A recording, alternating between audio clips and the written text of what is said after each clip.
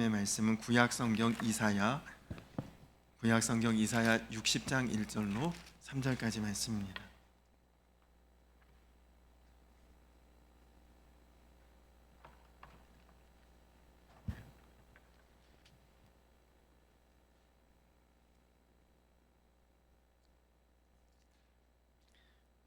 구약성경 이사야서 60장 1절로 3절까지 말씀, 제가 한 절, 여러분들이 한 절, 그리고 3절은 다 같이 한 목소리로 합독하겠습니다. 일어나라, 빛을 발하라. 이는 내 빛이 이를 얻고 여호와의 영광이 내 위에 임하였음이니라.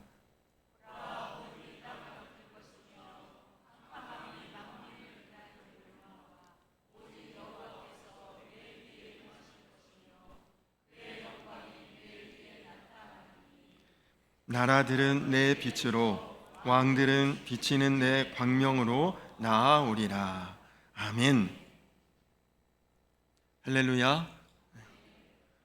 오늘 오시느라 고생 많으셨죠. 길도 미끄럽고 날씨도 조금 춥기도 하고 고생하셨을 텐데, 세상의 빛으로 오신 주님께서 예배하는 우리 성도님들을 따뜻함으로 품어주시고 또 만져주시고 은혜 안에 거하도록 이끌어 주실 줄로 믿습니다. 우리 서로 한번 인사 나눌까요? 주님 안에 거하시기 바랍니다. 그렇게 한번 인사 나눌까요?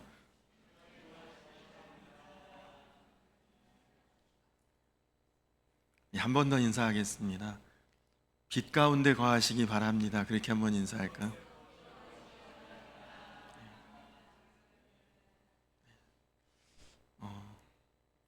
구약 성경 전체에서 예수님께서 분명히 이 땅에 오실 것과 또 그분의 사역은 어떻게 펼쳐질지에 대해서 가장 정확하게 예언하고 있는 말씀이 바로 이 이사야 선지자의 말씀입니다. 이사야 선지자는 예수님이 태어나시기 거의 600년 전에 먼저 구약시대에 활동했던 그런 인물인데, 이 이사야서를 읽어보면 너무나 확실하게, 너무나 정확하게 예수님의 오심과 그의 사역을 우리에게 전하고 있습니다. 여러분이 잘 아시는 말씀, 그는 기묘자요 모사라. 예수님에 대해서 너무나 정확하게 묘사하고 있지 않습니까? 또 그가 찔림은 우리의 허물을 인함이요 그가 상함은 우리의 죄악을 인함이라.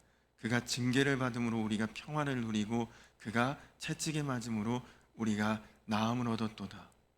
이것도 다 이사야 선지자가 마치 예수님의 그 십자가 보혈의 사건을 보고 쓴 것처럼 그렇게 기록하고 있습니다.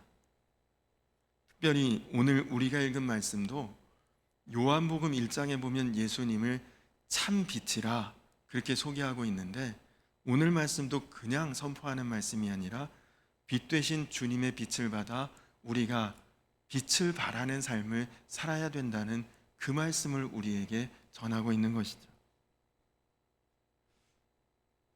여러분께 질문을 하나 드려볼까요? 여러분들은 어둠이 좋으십니까? 빛이 좋으십니까? 빛이 좋으세요? 낮이 좋으셔요? 밤이 좋으셔요? 사람에 따라 뭐 다를 수도 있겠지만 일반적으로는 빛을 선호하고 낮을 좋아하고 아마 그렇게 생각들을 하겠지요. 그러나 우리가 의식적으로는 빛을 좋아하고 낮을 좋아한다고 생각은 하지만 실제로 사람은 어두움을 좋아합니다. 우리의 타락한 본성에는 어두움을 좋아하는 마음이 있다고 성경이 전하고 있습니다.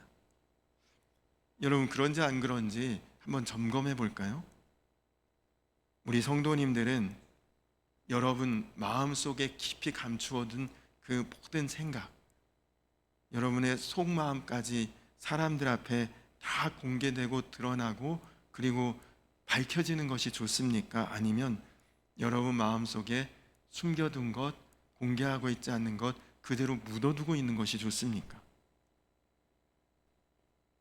아마 여기서 속마음, 그냥 생각만 하고 지나갔던 모든 그런 마음까지 다 드러난다, 밝혀진다 그러면 굉장히 끔찍한 생각이 드시는 분도 있을 거예요. 마음이 아니라 그냥 누군가와 은밀하게 주고받은 문자만 세상 앞에 드러나도 공직자가 사임을 해야 되고, 그리고 연예인 은퇴하고 그런 일들도 벌어지지 않습니까? 근데 마음 안에 생각만 했던 것까지 다 드러나고 노출되고 공개된다. 얼마나 이거 심각한 일이죠. 근데 여러분, 빛이 좋은 사람은 다 드러나고 다 공개돼도 문제될 것 없는 사람입니다. 그래도 편안할 수 있는 사람입니다. 그러나 어두움이 좋은 사람은 가능하면 가릴 것 가리고 숨길 것 숨기고, 그리고 감출 것 감출 수 있으면 그렇게 하는 것이 좋은 사람은 어두움이 좋은 사람이죠. 산에 가서 여러분 어떤 그 큰 돌덩이 같은 거 있죠, 산에. 그거 한번 확 이렇게 뒤집어 엎어보면 어떻습니까?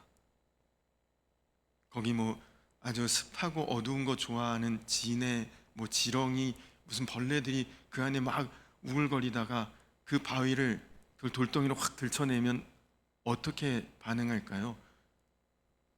야, 드디어 우리에게도 광명이 오는구나, 환한 빛이 비치는구나 하고 좋아서 머물러 있습니까? 아니면 또 다른 어두운 곳을, 또 다른 음습한 곳을 찾아 후다닥 이곳저곳으로 기어가고 흩어지고 다른 곳으로 숨습니까?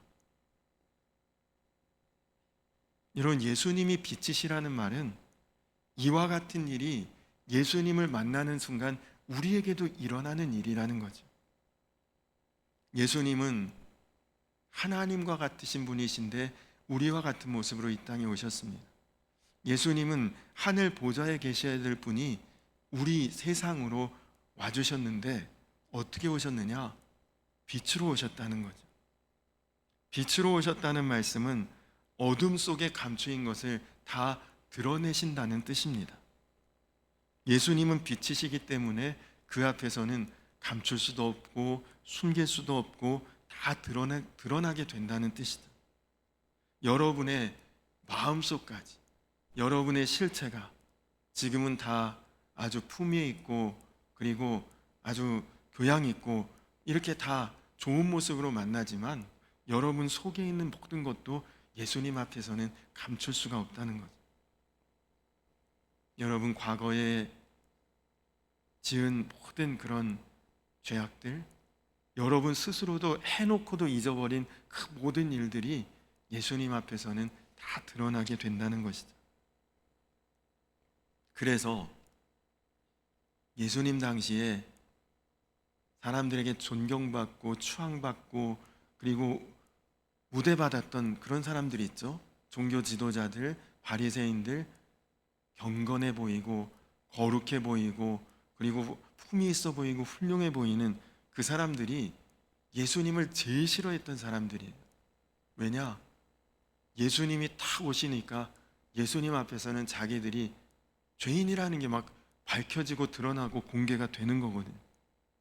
하나님 앞에 우리 경건한 자들이야, 괜찮은 사람들이야, 그게 자부심이고 자랑이었던 사람들이 빛 되신 예수님 앞에 서 보니까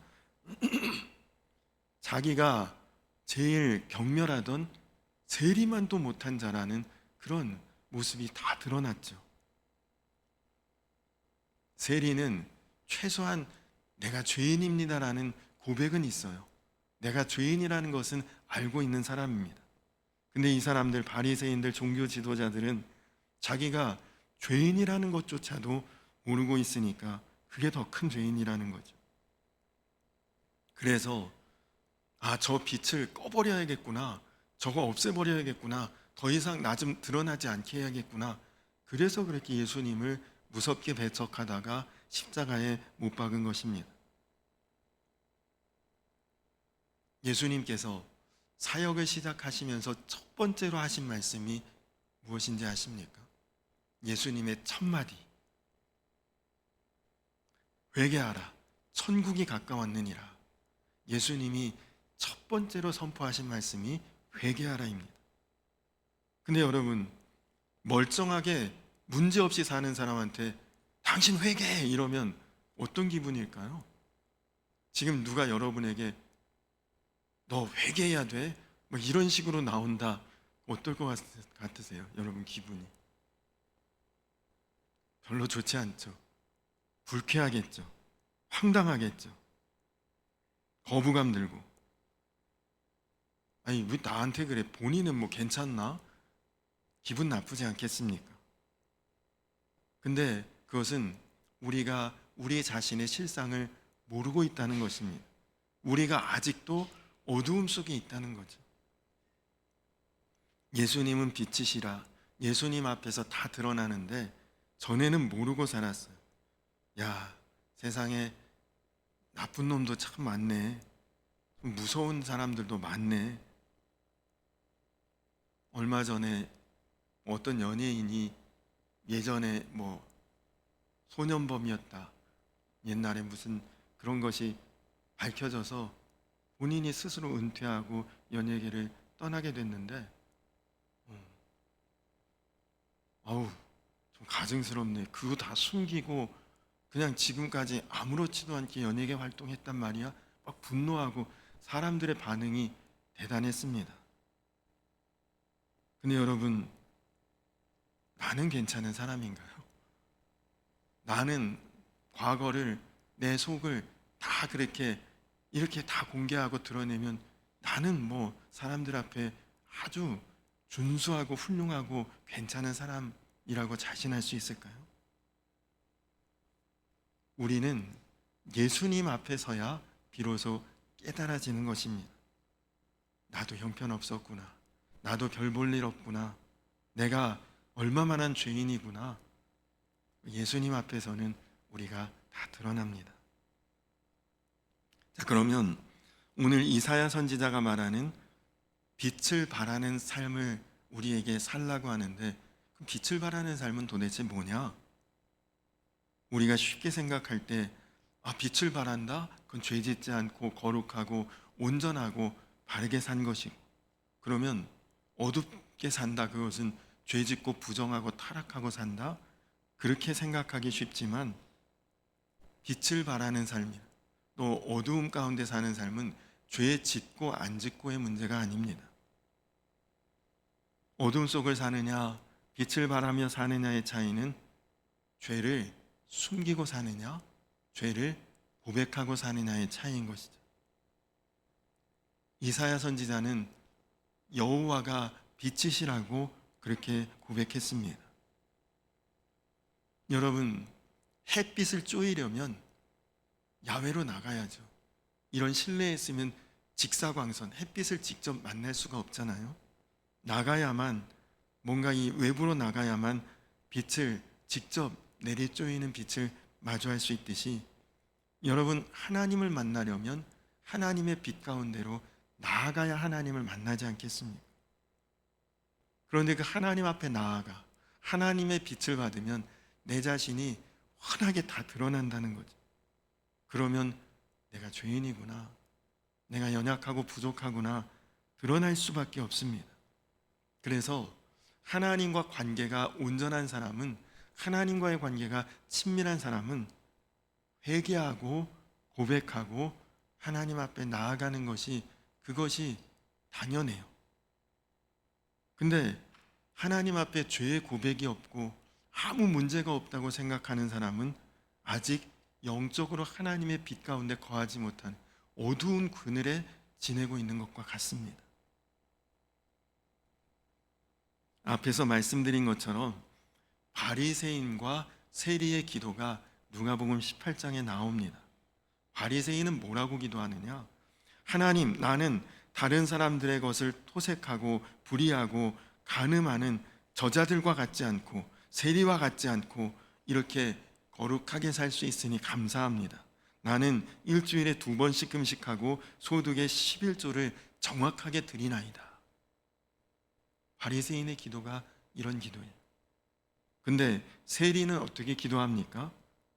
감히 하나님 앞에 고개를 들지 못합니다. 감히 하나님 앞에 제대로 말로 고백을 못합니다. 주여 불쌍히 여기소서, 나는 죄인이로소이다. 여러분, 바리새인과 세리 중에 누가 더 의인입니까? 세상 기준으로 보면 당연히 바리새인이 의인이죠. 누가 죄를 지었습니까? 당연히 세리가 죄를 지었죠. 그러나 예수님께서는 저가 더욱 의로우니라, 그렇게 세리를 향해 말씀하십니다. 아니, 이게 무슨 불공평한 일입니까? 떳떳하게 살았고 정당하게 살았고 바르게 살았는데 그런 죄인이라고 하고, 오히려 우리가 생각하기에 죄 지었다고 생각할 세리가 의롭다고 한 주님의 그 평가의 이유는 무엇입니까? 여러분, 이 기도를, 제가 방금 말씀드렸던 그 기도를 잘 보시면 바리새인은 자기 죄에 대한 일절의 고백이 없습니다. 죄 없는 척해요.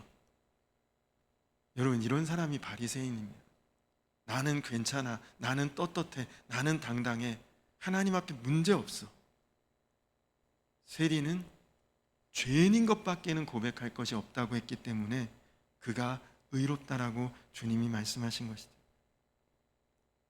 그러므로 빛 가운데 사느냐 어둠 속에 사느냐, 그것은 죄 많이 지었냐 적게 지었냐가 아니라 하나님 앞에 죄를 고백했느냐 숨기고 있느냐의 차이인 것이죠. 그러나 우리가 또 조심해야 될 것이 있습니다. 나는 죄인입니다라고 고백만 하면서 삶은, 행동은, 모습은 전혀 그렇지 않다면 그것은 빛을 발하는 것이 아닙니다. 그냥 성경 말씀에 나와 있고 설교에서 들었고 그냥 교리적으로 그렇다고 배웠으니 아유, 난 죄인인가 봐, 그런 정도로만 가볍게 여기고, 그러나 솔직히 내가 죄인이라는 것 인정이 안 되고 고백이 안 된다, 그런 사람은 빛 가운데 사는 게 아니죠. 그러면 내가 진정한 죄의 고백이 있는 사람인가 아닌가 한 가지로 구분할 수가 있습니다. 다른 사람의 죄를 보고 정죄하는 마음이 든다면 나는 아직 내가 죄인인 거 모르는 사람입니다. 아까 말씀드렸던 그런 연예인, 아니면 여러분 어떤 매스컴이나 인터넷이나 이런 데 나오는 정말 그런 아주 범죄한 사람들을 볼 때 막 마음이 부르르 떨리고 분노하고 저런 몹쓸 인간, 이런 것이 마음속에 막 평가가 된다. 남을 정죄하는 그것이야말로 나는 안 그런데, 나는 그런 죄인 아닌데 전형적인 태도죠. 그렇다면 여러분은 마음이 지금 어두움 가운데 있습니까? 빛 가운데 있습니까? 스스로 아시겠죠. 지난 주간에 죄 지었냐 안 지었냐 그 말이 아니라 예수님 영접하고 나서 빛 가운데로 나아가서 예수님 앞에 다 고백하고 공개하고 드러냈느냐, 아니면 아직도 감추고 숨기고 누르고 가리고 있느냐, 그걸 말하는 것이죠. 우리는 어려서부터 뭔가를 마음속에 감추고 숨기고 가리고 사는데 선수였습니다. 여러분, 오늘 이 예배의 자리 교회에 나오면서 솔직하게 거울 앞에 몇 분 앉아 계셨습니까? 왜 그렇게 거울 보고 치장을 하죠? 그래도 뭔가 좀 나에게 흠이 있어 보이는 것, 좀 감추고 싶고 가리고 싶은 것 조금이라도 이렇게 다듬고 좀 이렇게 숨기고 안 드러나게 하려고 그렇게 하고 다 거울 보고 나오시지 않았습니까? 근데 여러분, 예수님 앞에서 이미 우리 마음 안에 와 계신 그분 앞에서 뭘 가리고 감추고 숨길 것이 뭐가 있습니까? 이미 다 아시는데. 그래서 예수님 믿고도 우리가 자유하지 못합니다. 기쁨이 충만하지 않습니다. 여전히 두렵고 어둡습니다. 왜요? 주님 앞에 다 못 내놓고 있으니까.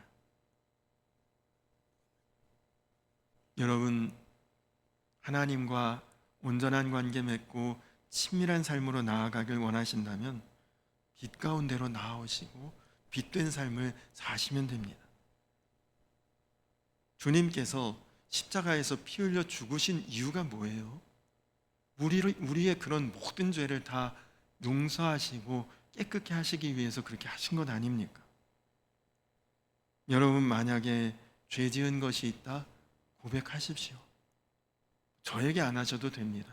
다른 누구에게 안 하셔도 됩니다. 하나님 앞에만 하시면 되는 거죠. 여러분이 고백하고 회개하면 그 즉시로 죄사함의 은혜가, 정결함의 은혜가 임하는 것입니다. 이것이 빛 가운데 사는 것이고 이것이 신앙생활의 축복이고 기쁨입니다. 아유, 목사님 회개해봤어요. 똑같은데요, 뭘? 또 그렇게 반복하고 있는데요, 뭘? 그렇죠. 죄 짓고 회개했는데 또 그 모양일 수도 있습니다. 그래서 좌절감을 느끼기도 하고 회개해도 소용없던데요. 그러면 제가 묻겠습니다. 여러분, 세수는 왜 매일 하십니까? 어차피 또 더러워질 얼굴 뭐하러 씻으셔요? 여러분, 세수하고 막 바깥에서 땀 흘리고 먼지가 막 다 뒤집어쓰고 지저분한데, 여러분 세수하고 샤워한 뒤에 그 개운한 느낌, 빛 가운데 사는 자가 누리는 영적인 느낌이 그것입니다. 너무너무 기쁘고 감사하고 자유하고 편안해요. 죄 짓는 순간 회개하지 않는다는 것은 에휴, 어차피 더러워지는데 씻으면 뭐해라고 하는 것과 같습니다. 근데 여러분 중에 한 달만 양치질도 하지 말고 세수도 하지 말고 목욕도 하지 말고 한 달 동안 버텨보십시오. 너무 좋고 날아갈 것 같은 분 있을까요? 아마 2, 3일도 견디기가 어려울 것입니다. 근데 영적으로는 우리가 하나님 앞에서 씻어내지 않고 계속 쌓여가고 있다. 영적으로 문제가 안 생길 수가 없죠. 죄에 무너지는 순간마다 그때그때 고백하고 회개하는 자는 계속 똑같은 것 같아도, 그것 반복되는 것 같아도 그렇게 계속 행하는 자가 결국에는 그 죄를 끊을 수 있습니다. 안 되던데요. 하다가 중단했기 때문에 그렇죠. 회개의 열매가 맺힐 때까지 우리는 끊임없이 하나님 앞에 고백하고 회개하고 죄사함 받고, 그렇게 반복하다 보면 어느새 그 죄에서 자유하게 된 나를 발견하게 될 것입니다. 어떤 분은 아유, 진정으로 회개했다면 그 죄 다시 안 지어야죠. 다시 죄 짓지 않게 되는 것, 중요한 문제입니다. 그러나 여러분, 우리 능력으로는 그거는 안 되는 일이에요. 다시 그 죄를 반복하지 않아야 회개했다고 인정을 한다는 것은 너무 절망적입니다. 그렇게 되는 사람이 얼마나 되겠어요? 우리를 죄 짓지 않도록 하실 분은 하나님밖에 없습니다. 그래서 하나님께서 우리에게 회개해라, 나에게 고백해라, 그러면 된다, 내가 다 용서한다. 근데 또 어떤 분들은 이렇게 이야기하셔. 에휴, 죄 지었는데 그까짓 거 잘못했다 고백했다 그 말 한마디 하는 것으로 용서가 된다고요? 죄사함 받는다고요? 그렇게 쉽게 그게 되나요? 그렇게 말하는 분들도 있어요. 근데 여러분, 내가 잘못했습니다, 내가 죄인입니다, 그 고백이 그렇게 쉽던가요? 여러분, 부부싸움하고 내가 미안해, 내가 잘못했어, 먼저 그 말하는 거 쉬운 분 계십니까? 교통사고 났는데 내 실수로 이거 이렇게 됐네요 말하는 분 보신 적 있습니까? 그게 그렇게 쉬운 일이 아니더라고요. 아담이 에덴 동산에서 선악 갖다 먹고 죄를 지었는데 하나님께서 아담아, 아담아, 네가 어디 있느냐 찾으십니다. 이유는 나와라. 너 죄 지은 거 내가 알고 있으니까 나와서 고백하고 용서를 구하면 다 괜찮아, 덮어줄게. 하나님이 그렇게 부르시는데 아담이 어떻게 합니까? 아우, 나 안 그러고 싶은데 저 하나님 만들어주신 여자 때문에 이렇게 됐어요. 그 여자는 저 뱀이 나에게 그렇게 만들었어요. 죄의 고백이 그렇게 어려운 거죠. 잘못했어요 이 한마디면 아무 일도 없었을 텐데 핑계하고 그리고 변명하고 결국 에덴 동산에서 추방당하지 않습니까? 죄의 본성은 나 죄 지었다는 것 절대 고백 못하게 합니다. 저희 아들이 얼마 전에 일본 여행을 다녀왔어요. 혼자. 아니, 그 친구들하고. 근데 일본 여행 갔다 오더니 갑자기 일본이 너무 선진국이고 너무 깨끗하고 너무 사람들 친절하고 너무너무 좋은 나라라고 막 일본에 가서 살고 싶다고 그러는 거예요. 근데 제가 저희 아들에게 한마디 했습니다. 야, 그 좋은 일본이, 그 대단한 일본이 잘못했다는 말 한마디를 왜 그렇게 못하니? 얼마나 과거에 몹쓸 짓, 잘못을 저지르지 않았습니까? 근데 아무리 훌륭하고 아무리 대단하면 뭐합니까? 잘못했다는 말 한마디도 못하고 있는데. 근데 여러분, 이 잘못했다는 죄의 고백이 그렇게 어렵더라고요. 진정 하나님의 빛 가운데 거하는 성도는 하나님의 뜻대로 살지 못하면 마음에 찔림이 옵니다. 성경에서 성령의 근심이라고 표현을 하죠. 아우, 기도해야 되는데 못했네. 말씀 봐야 되는데 못 보고 있네. 전도도 못하고 또 미운 사람 용서도 잘 못하고 사랑하며 살지 못하고. 근데 이 모든 일들에 대해서 빛 가운데 내가 나아올지 어둠 가운데 그대로 안주할지는 내가 선택하고 결정하는 거예요.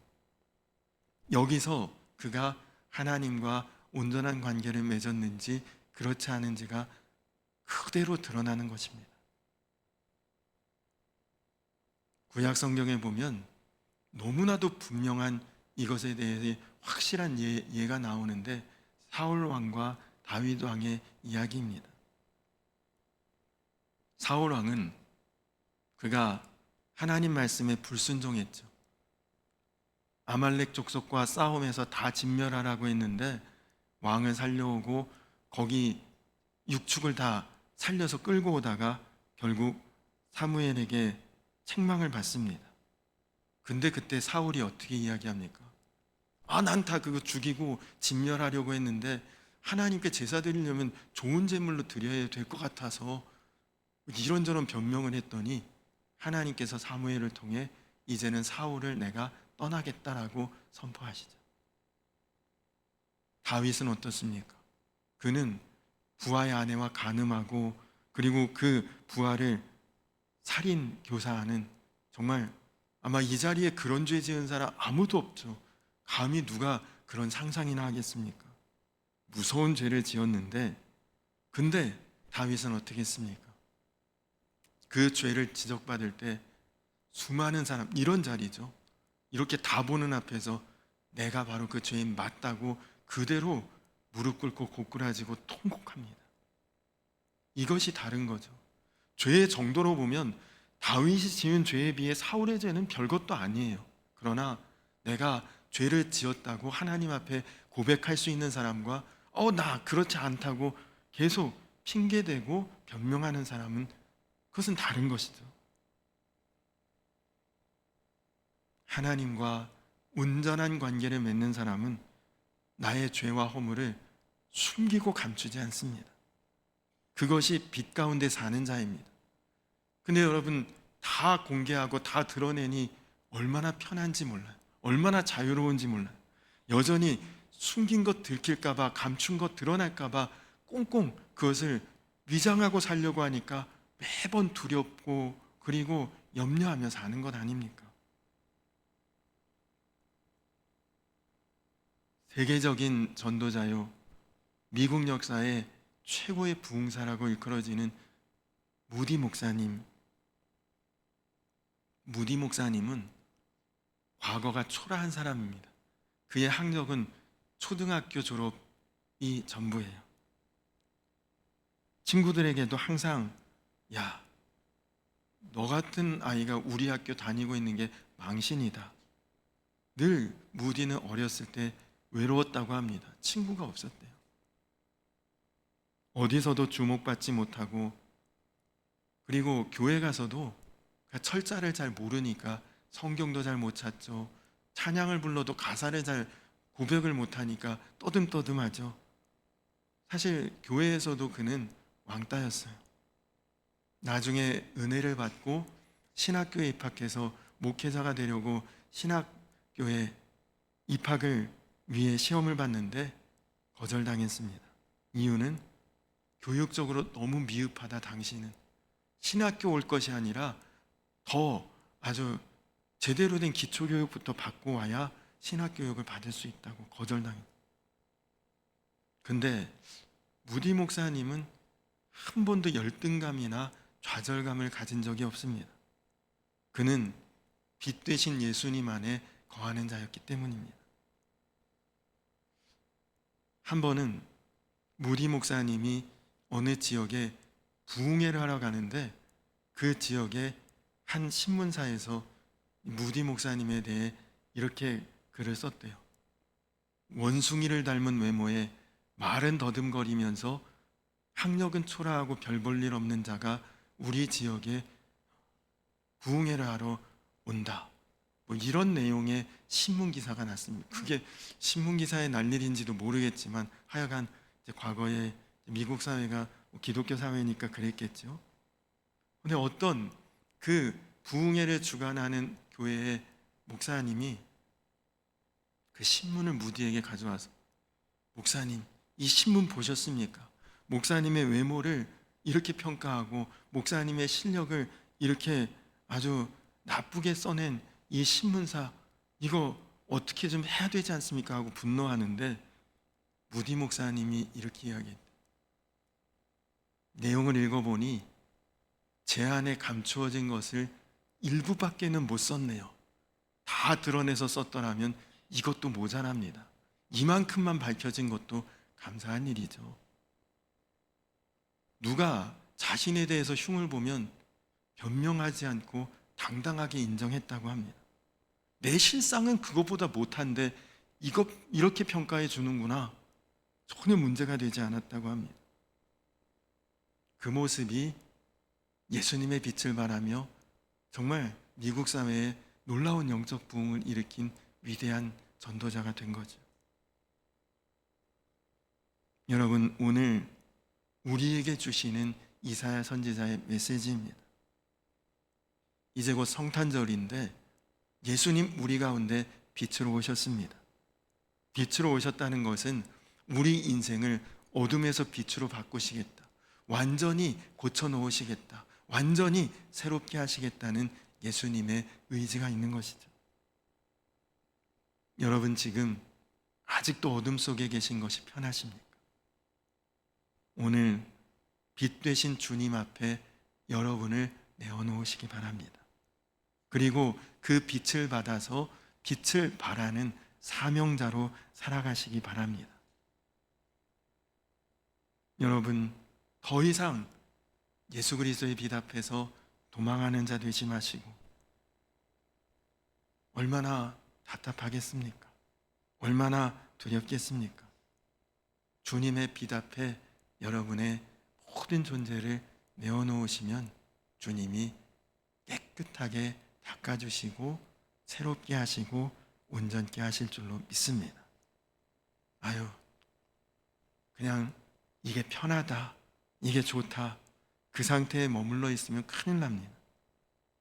여기서 하나님과 교제하는 자라야 나중에 천국 가서도 하나님과 교제할 수 있는 것이죠. 여러분, 이 시간 빛 되신 주님을 향해 나아가시고 일어서시고, 그리고 내 안에 빛으로 역사하신 그 주님의 빛을 내가 세상에 드러내는 자로 살기 원합니다. 그렇게 구하면서 여러분의 그 빛이 단지 교회 안에서만 빛된 것이 아니라 여러분 거하는 세상 가운데서도 빛을 발하며 하나님의 영광을 드러내는 빛의 자녀들이 다 되시기를 주님의 이름으로 간절히 축원합니다. 우리 다 자리에서 일어서서 우리 찬양 오 신실하신 주 우리 같이 찬양하며 고백하면서 준비하신 예물 봉헌하고 그리고 기도하고 예배 마치도록 하겠습니다.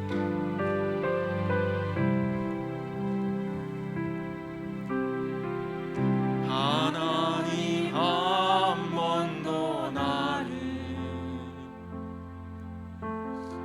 실망시킨 적 없으시고 언제나 공평과 은혜로 나를 지키셨네. 지나온 모든 세월들 지나온 모든 세월들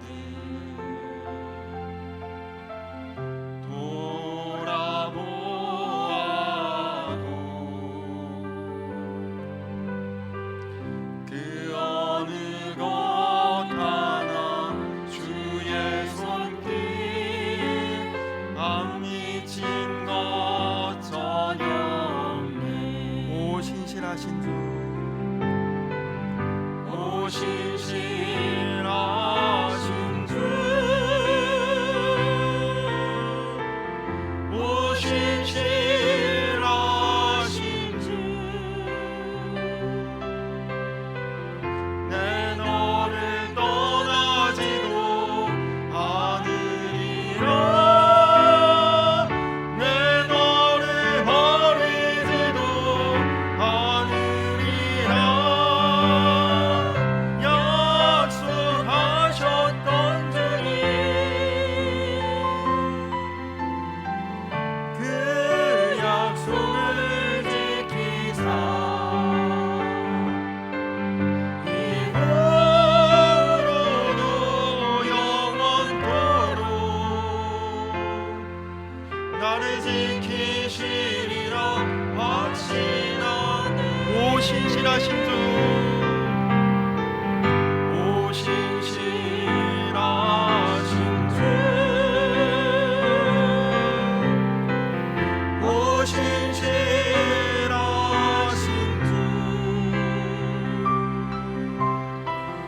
내 너를 떠나지도 않으리라. 내 너를 버리지도 않으리라. 약속하셨던 주님 그 약속을 지키사 이후로도 영원토록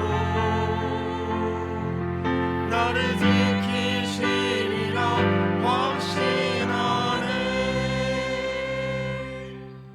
우리 이 시간 나같이 기도하겠습니다. 우리 이 시간 나같이 기도하실 때 주님 내 안에 빛으로 오시니 감사합니다. 주님의 빛 가운데 나의 모든 연약함과 부족함과 죄와 허물을 다 드러냅니다. 주님 당당히 고백합니다. 이제 주 안에서 다시 새롭게 온전하게 나아갈 수 있도록 주님 나를 붙들어 주시옵소서. 우리를 떠나지도 버리지도 않겠다고 약속하신 주님의 약속을 의지합니다. 이제는 사람 앞에 부끄러운 것 주님 앞에는 내어놓을 수 있게 하시고 그래서 내가 빛 가운데 드러내는 자 되게 하시고 더 이상 숨고 가리고 감출 것 없이 주 안에서 편하고 그리고 당당하고 그리고 기쁨으로 나아갈 수 있는 참된 빛을 발하며 사는 그런 인생 되게 하여 주시옵소서. 우리 다 같이 기도하시고 또 이제 잠시 후에 있을 당회를 위해서 당회를 통해 하나님의 은혜를 고백하고 감사하고 또 새해에도 변함없는 주님의 은혜를 구하며 나아갈 수 있도록 당회를 위해서도 기도해 주시기 바랍니다. 다 같이 주여 한번 부르고 기도하겠습니다. 주여 하나님 감사합니다. 하나님, 내가 정말 더 나아질 수도 없고 더 어떻게 새로워질 수도 없는 그런 죄의 구덩이에 빠져 있어서 하나님, 죄악 가운데 거하고 있는 죄인의 삶을 살고 있는 하나님, 그런 우리에게 빛으로 오셨기에 그 빛으로 나를 비춰주시고 그 빛 가운데 나아가고 거하게 하셔서 그 빛으로 살게 하시는 하나님의 은혜 가운데 하나님, 이제는 내가 더 이상 숨기고 가리고 감추며 두려워할 것 없이 주 안에서 다 내어놓고 하나님 고백하고 공개하고, 그래서 이제는 내가 매번 새로워질 수 있도록 매번 깨끗하게 씻겨지고, 그래서 주님, 이제는 우리 안에 하나하나 죄의 문제들이 정리가 되게 하시고 빛을 발하는 삶이 되게 하시고 하나님 앞에서도 늘 친밀하고 온전한 관계를 맺으며 나아갈 수 있는 사랑하는 우리 성도님들 다 되게 하여 주시고, 하나님, 또 이제 곧 당회가 있습니다. 당회를 통해서 정말 우리 교회에 하나님 섭리하신 그 은혜를 감사하며 고백하며, 또 새해에도 우리 교회를 통해 일하실 하나님의 역사와 섭리를 기대하며 나아갈 수 있도록 주님 축복하여 주시옵소서.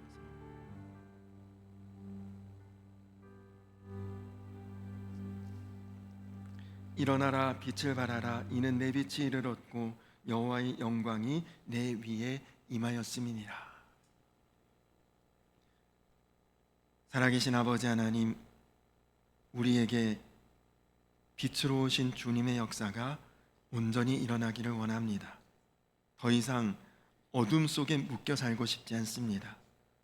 사람들 앞에 부끄러운 모습이라도 이제 주님 앞에서는 내가 고백하고 드러내고, 그래서 주님 앞에서 보혈의 공로로 깨끗해지고 죄사함 받고 매일매일 새로워지고, 우리 인생 가운데 해결되지 않던 죄의 문제가 하나씩 하나씩 정리되게 하시고, 그래서 이제는 우리가 세상 가운데서도 빛을 발하는 참된 빛의 자녀들이 다 되게 하여 주시옵소서. 또 당회를 통해 올해도 하나님의 은혜가 우리 교회 안에 참으로 놀라웠고 풍성하고 충만했음을 다시 한번 서로 감사함의 고백으로 나누게 하시고, 새해에도 지금보다 올해보다 더 놀라운 주님의 은혜를 기대하며 기도하며 나아가는 귀한 시간 될 수 있도록 주님 역사하여 주시옵소서. 귀한 예물 드린 귀한 손길들을 기억하시고, 항상 우리 성도님들 삶의 자리가 부족함이 없도록 쓰고 베풀고 나누어도 항상 채워질 수 있도록 하나님 하늘의 보고를 여시고 늘 충만케 하여 주시옵소서.